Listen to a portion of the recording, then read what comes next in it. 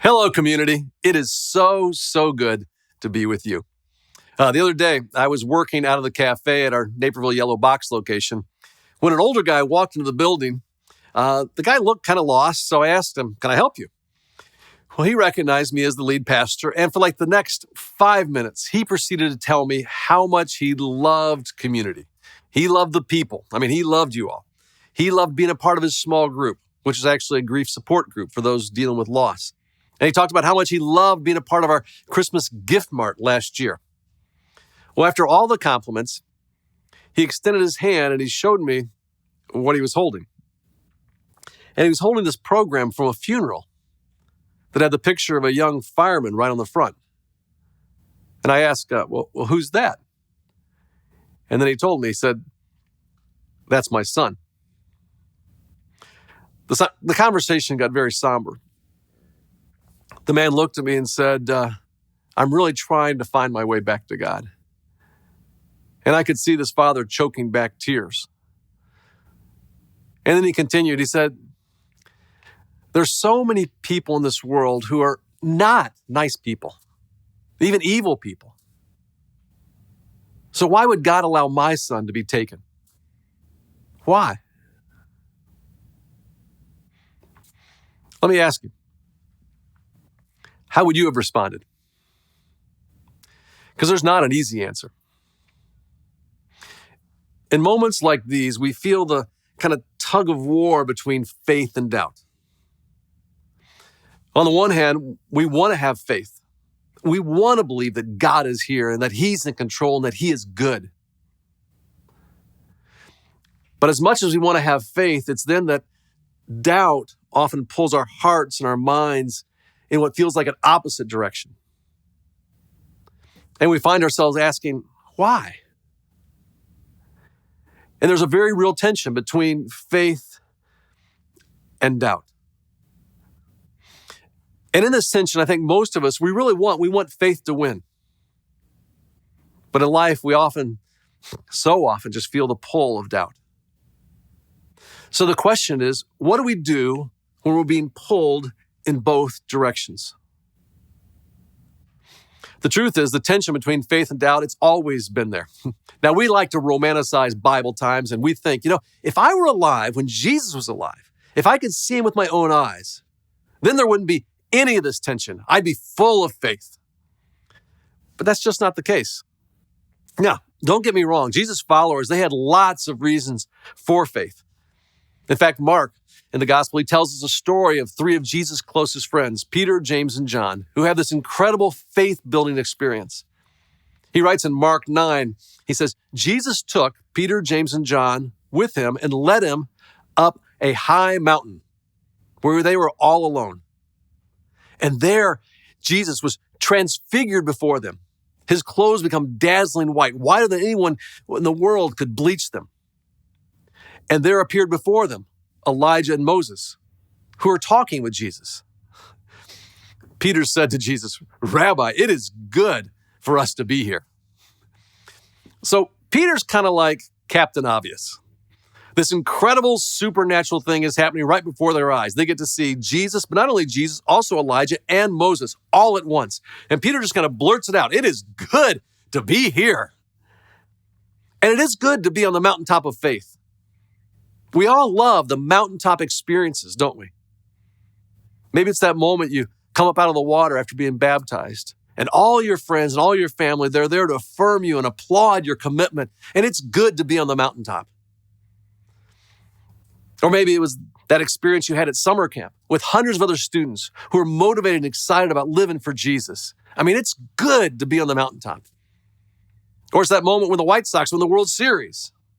Hold it, that hasn't happened since 2005. But if it did, it would be good. It's good to be on the mountaintop. Here's what happens. When we're on the mountaintop, celebrating all that God is doing in our lives, we feel like Peter. We just kind of want to shout out, "It's good to be here." And in these moments, God is real, faith is reasonable, and it all makes sense. But you know what? It's not just mountaintop experiences that give us reasons to have faith. There are lots of other good, solid reasons for faith. Take science, for example. There's often a sense that science or scientists are set against God or against Christianity. However, that's simply just not the case. Many of the greatest scientists, both now and in the past, have studied the universe closely and have concluded that faith in God is not only valid, but necessary. Let me give you a quick example. Consider astronomer and physicist Robert Jastrow. Some of you are familiar with his name. He's the guy who founded NASA's Goddard Institute of Space Studies. Here's what he says.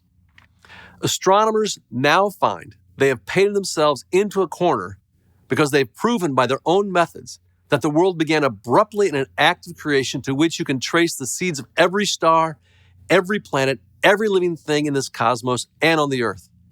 And they have found that all this happened as a product of forces they cannot hope to discover. That there are what I or anyone would call supernatural forces at work is now, I think, a scientifically proven fact. Or then, there's Albert Einstein, maybe the greatest scientific mind of all time. He said, the more I study science, the more I believe in God. The point is that rather than science being against faith, science actually encourages us to grab hold of faith. Many serious scientists who've studied the facts of the universe, its order, its fine-tuning, its intricate design, is led to conclude that there must be a God who created it all. And it's not just science. It's not just science that tells us to have faith.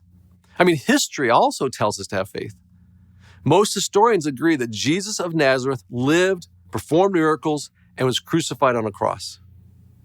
For example, historian Bart Ehrman, who's a critic of Christianity, he even says, I don't think there's any serious historian who doubts the existence of Jesus.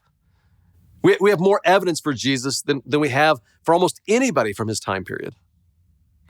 Or A.E. Harvey, an Oxford scholar, he put it like this.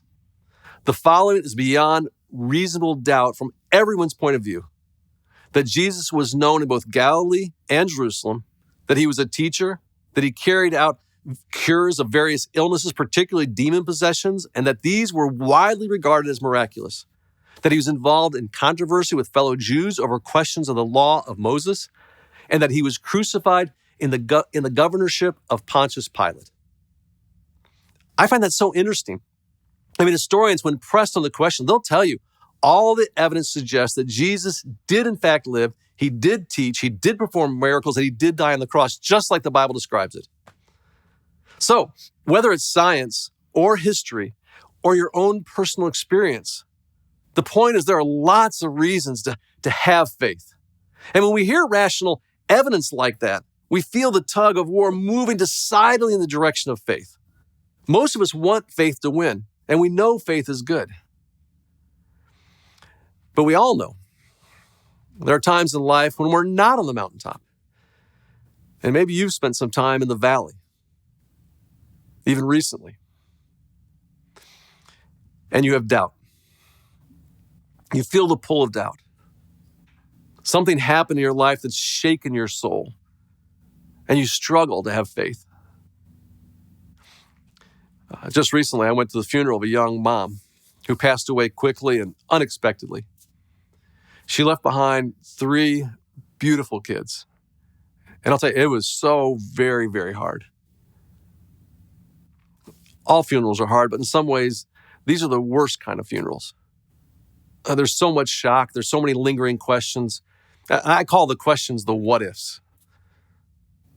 What if they'd caught it earlier? What if she could have known how long she had? Or everybody asks, what if I could have done something different? And that's how doubt works.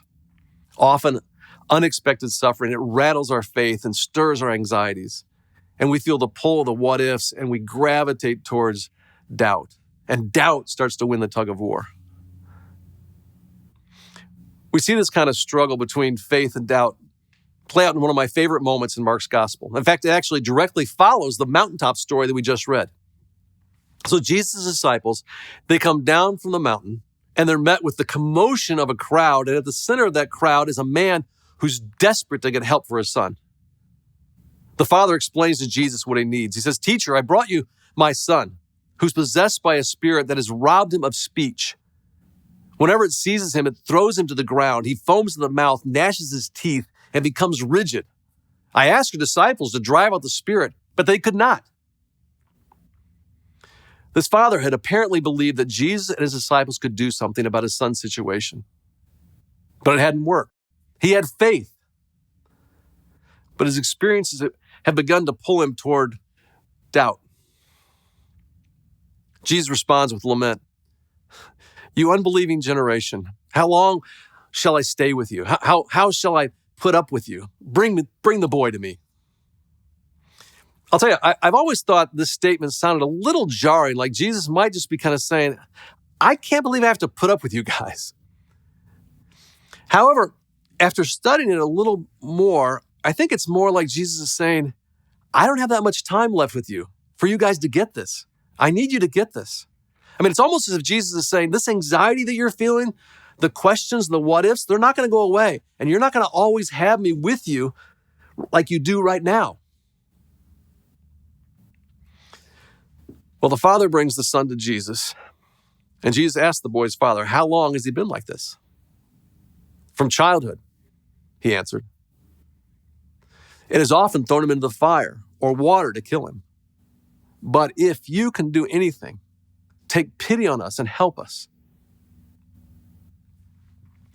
Did you catch the little word in there from the father? The father says, if you can.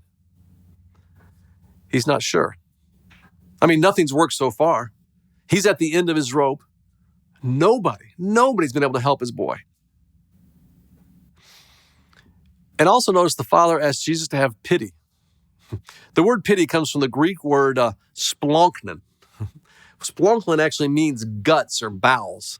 I'll tell you what, just everybody, wherever you are, say that after me. I want you to get this, splonknen. All right, it even kind of sounds like guts or bowels, doesn't it? Splonknen. Well, here in this context, it means actually to have compassion.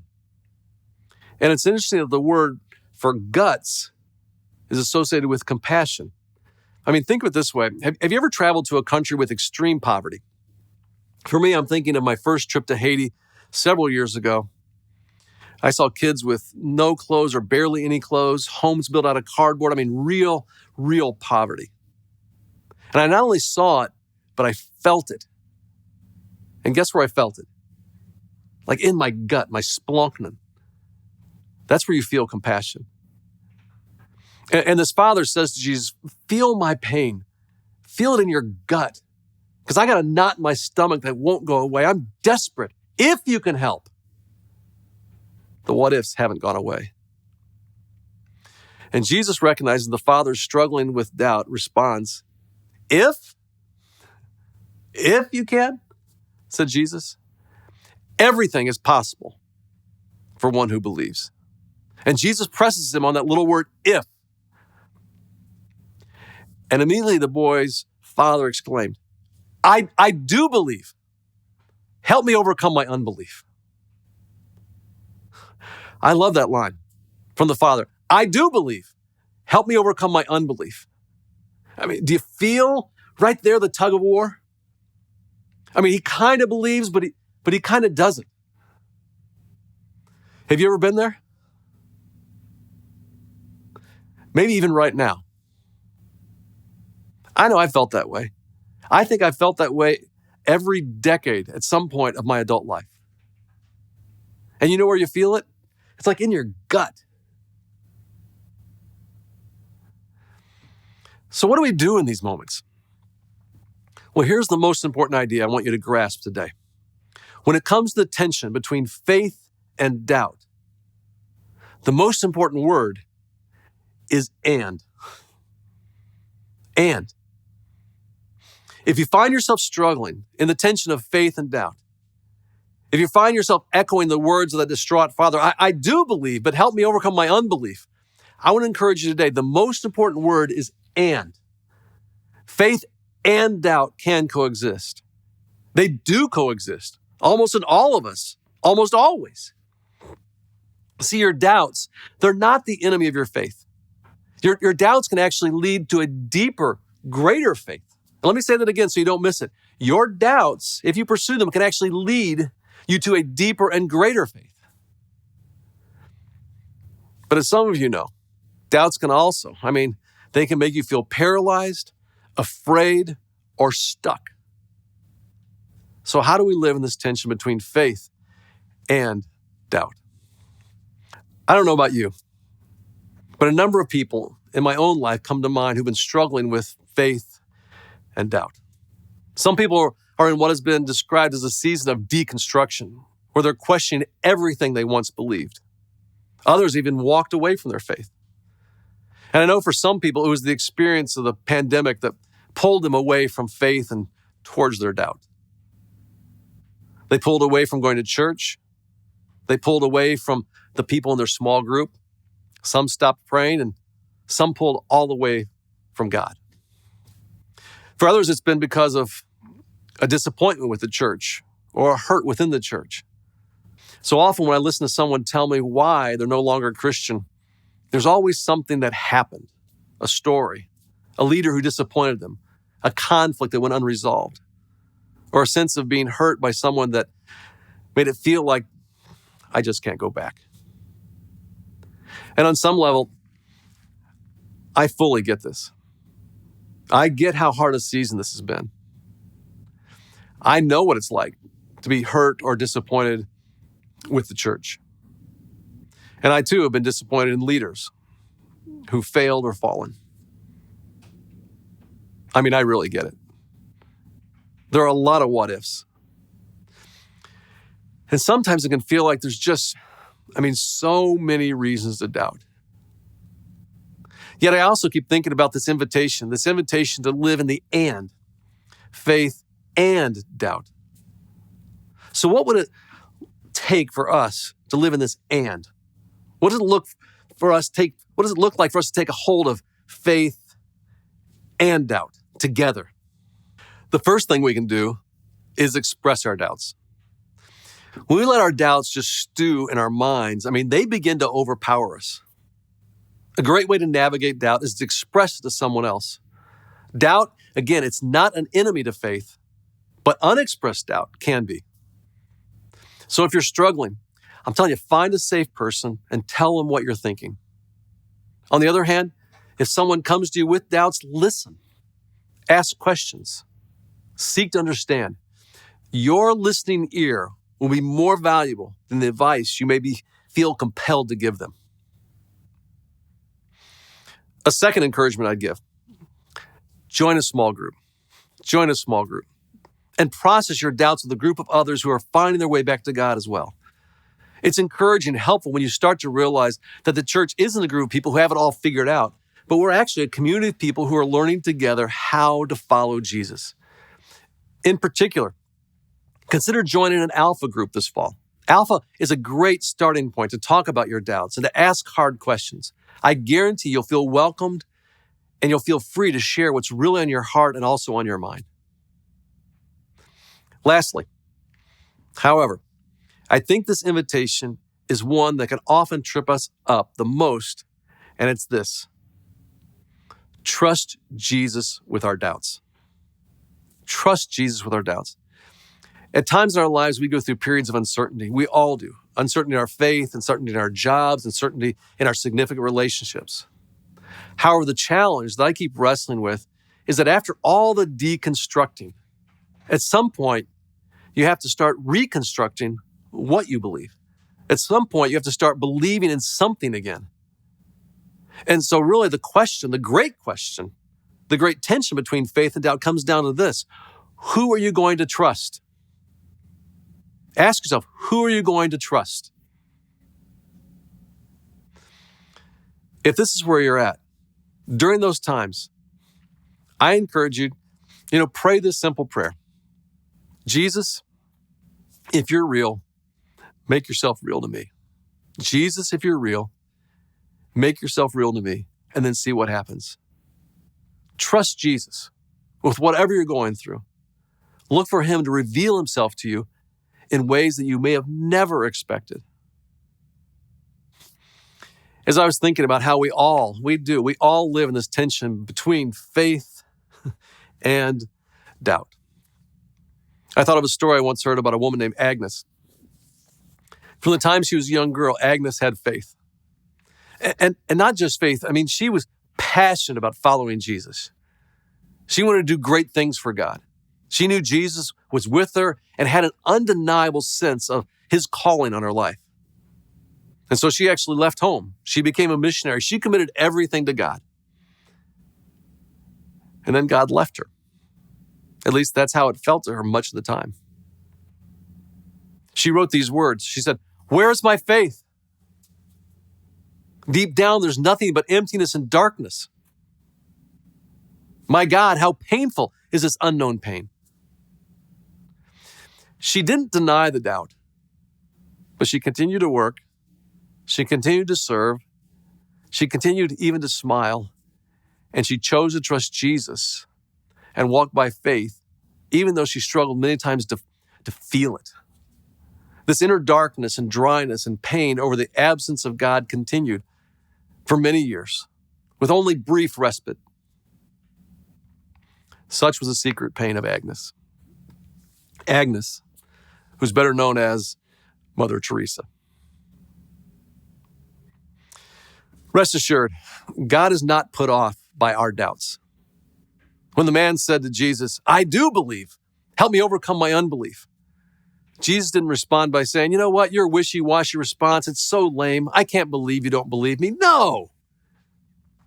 Jesus responds instead. How does he respond? He responds by healing the man's son. Jesus loves him right in the middle of his faith and doubt. Jesus answers his prayer in the middle of his faith and doubt. Jesus loves us and he loves you in the middle of our faith and doubt. And ultimately, this tug of war between faith and doubt, it comes back to that question. Who are you going to trust? Who are you going to trust? Are you going to just trust yourself? Some popular philosophy? A best-selling author? A politician? A popular podcaster? We're all going to trust someone in this tension. What if together we decided we're going to trust Jesus, both today, tomorrow, and every day? There is simply no one more worthy of our trust.